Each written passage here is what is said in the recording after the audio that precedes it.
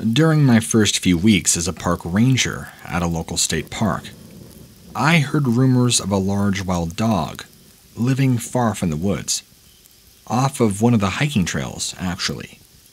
I never saw it myself, but my coworkers, who'd been around longer than I had, caught glimpses of it. They described it as long and muscular, but no one had ever gotten a good look, at least a close look at it. Hikers would comment about seeing it, but if anyone ever saw it, it would disappear as quickly as it had appeared. Over the course of a few weeks, we began getting complaints. Apparently, the animal was acting aggressively towards some of our park visitors. This dog would bark and growl, but stay off in the distance, even going so far as to follow some people who were walking along the hiking trail. The other rangers and I would search, but by the time we arrived where people claimed to have seen him, he was gone. Thankfully, the dog never hurt anyone, but we were worried that it might come to that if the behavior had continued.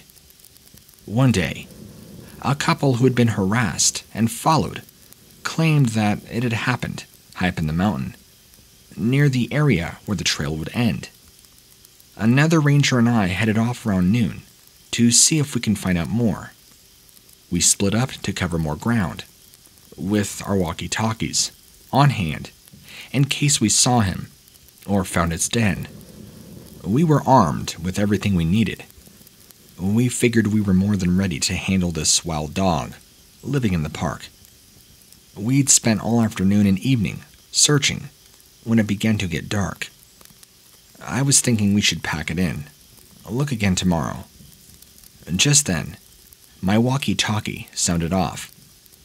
It was the other ranger, telling me to meet him by the big oak tree, saying he found something, and to hurry, fast. The oak tree was on the path that had a fork in the road, where one path led you higher up in the mountain, and the other down a small waterfall. The other ranger guided me along, eventually off the path, deep in the forest. After a short walk through the trees, I met with him, next to a dirty tent with animal bones and skins around it. I asked if he had checked inside, but he replied no. He had wanted to wait for me, in case he got any more than he could handle. We called out to whatever might be in the tent, but no reply. We shined our flashlights at it, but could not see a silhouette or movement or anything. After waiting a while, we figured that nobody was there. I stepped closer to check out the inside of the tent. The other ranger stood back as a lookout in case the dog came back. I unzipped the front, and a horrible odor came from the tent. Dead animals of all sizes were inside. There was also a small metal cage with squirrels inside. What dog puts squirrels in a cage? The next thing I knew, the other ranger was calling for me to come outside. By this point, it was pretty dark. I wasn't even sure where he was. Once my eyes had adjusted to the light, I saw him standing in front of a tree, flashlight pointed up, his sight fixed on something. I looked up, squinting into the darkness, and I saw it too. A creature, larger than any I had ever seen, staring down at us. Its eyes reflecting the light of our flashlight and glowed brightly. I would later swear they were glowing red, although it was hard to tell in the dark, but I could make out a hairy face that looked human, but also dog-like. It had its rear legs on a lower branch, and front legs higher up the tree. Its fur was dark and matted, with dirt and leaves, but you could still tell how strong it was. It had muscles rippling all over its body as it held onto the tree branches.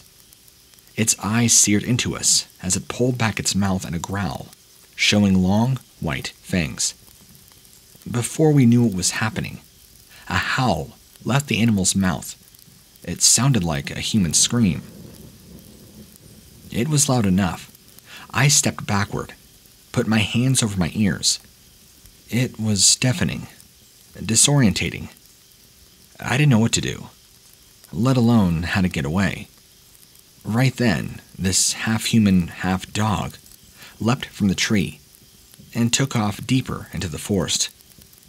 My partner and I didn't waste any time before taking off in the opposite direction, toward the main office.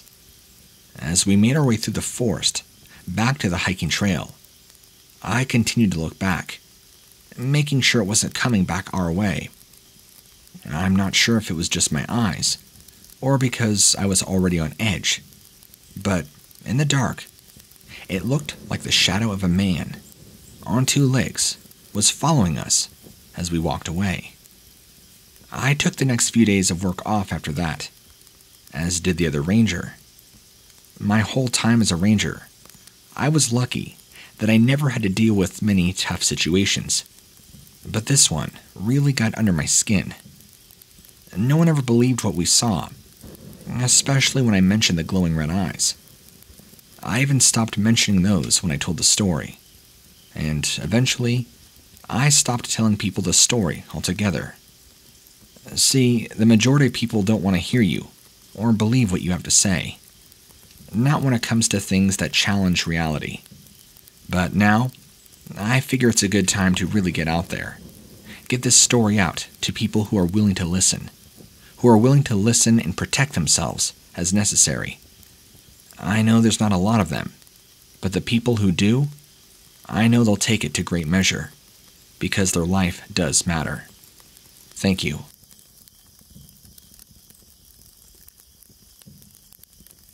Back in the summer of 2001, even before 9/11, I was tasked with patrolling the park, and over the course of the entire month of July, I would get strange reportings and phone calls about a disturbance in the southwestern section of the park, an area where actually nobody frequents, which is the disturbing part. No reason why anybody should have been over there. After making my way over there, I was met with a very disturbing feeling, like I wasn't alone, like somebody else was there with me. Even though I was very well armed and trained, I still felt inadequate, like I was a small defenseless rabbit up against a ravenous pack of wolves. I can't explain the feeling, but I hated it. I did a little search around, didn't find anything, or tracks or evidence that would point to anybody being there, even though I had gotten several phone calls from people around the park, saying they were hearing strange noises, yelling, arguing, even screaming. I remember radioing back and telling them there's nothing here. This would go on almost the entire month of July. Not every day, but a few times every week. As we got into early August, somebody was actually attacked by something we understand as an unidentified animal. According to the witness, whatever attacked him was a large black mass standing on two legs. All of us thought black bear, but the person was very sure that it was not a black bear and looked nothing like a black bear. They said it looked more like a person. It had large, sunken-in white eyes, very tall and skinny, and really overly sized long arms. The man who was attacked was a 44-year-old high school teacher, not known for any criminal records, any drug use, or anything like that. A very credible witness, so we don't know what attacked him, or why it attacked him. It all happened when he was over in that southwestern area of the park, on a trail that runs adjacent to the campground spot in which I had been previously called on multiple occasions. The man would recover with only superficial wounds, but he said whatever had attacked him was very dangerous and not to be messed with. My partners and I were kind of clueless. We had no idea how to summarize what had happened, other than to chalk this up as a mistaken animal identity, and that he was clearly attacked by a bear, no doubt. Well, activity in that side of the park kind of dies down for a while, as we reach into later August, the beginning of September. Now we head into spring, around March or April of 2002, and activity explodes around that section People are seeing all sorts of apparitions, they claim. Weird shapes moving in and out of the trees. One man spots what he describes as a large bear walking upright on two legs, except it was running like a man, and that instead of ears on the top of its head, it had a tall, pointy head. Very strange details indeed. A young couple, both in their mid-20s, even went missing not too long after this happened, right around May or June. They were never found, after a massive search party was looking for them. They too disappeared in the southwestern section of the park. I actually transferred parks after that, because I moved several states away. I have no idea what happened or what became of them, and to my knowledge, like I said, they were never discovered. I kept in contact with some of my colleagues. I grew really close friendships while I worked there with many of them, considering we shared a lot of the same interest outside of our career. Things have only ever gotten more mysterious and strange over time, and there were times on the job that I'll have to admit, it felt like you were living in a TV show, like The Twilight Zone, and you have to kind of remind yourself this is reality, and ground yourself in a way. Otherwise, sometimes it can be easy to slip and feel like you're losing it. At least, that's for me anyway.